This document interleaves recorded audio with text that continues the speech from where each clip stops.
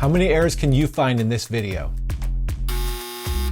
I'm Colin from Blackjack Apprenticeship. I'm a former professional blackjack player, and when I got into card counting, the best thing that ever happened to me was having someone else expose to me how bad my game actually was. It wasn't that I had bad information or that I wasn't practicing. I'd actually just recently graduated with a math degree and had probably spent 200 hours at this point playing in a casino, and the results were not that great. So I convinced the only other card counter I knew to deal to me to see where my skills were at, and it absolutely humiliated me. I made counting errors, betting mistakes. He would mispay me and I wouldn't even catch it. Everything you could do wrong, I did, and I had no idea my game was that bad. It was ugly, and I am forever grateful for that experience. Today, you have an opportunity to see how good your game really is. This video has errors in it, but I'm not going to tell you how many until you get to the end. When you catch a mistake, pause the video and write it down, and then when we get to the end, we'll see how many of them you actually caught. Don't check the comments ahead of time to see what the mistakes are, because if you do that, you're just avoiding reality. If I hadn't faced reality, I wouldn't have fixed my game and gone on to play and run teams responsible for winning millions of dollars. If you catch all the errors, then you should have some confidence in your game. If you miss some, then you have some work to do. This is something we normally only share with our members at blackjackapprenticeship.com, but it's the holidays, so 'tis the season. Enjoy.